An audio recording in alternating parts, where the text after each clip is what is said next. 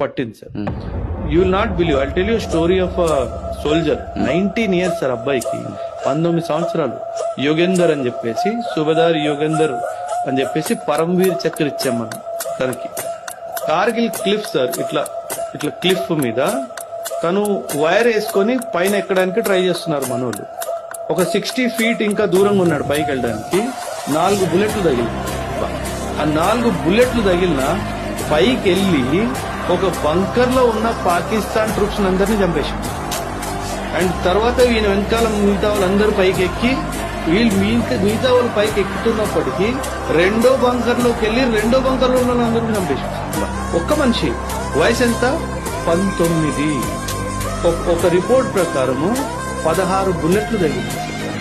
16 బుల్లెట్లు తగిలినాడు బ్రతికే ఉంది.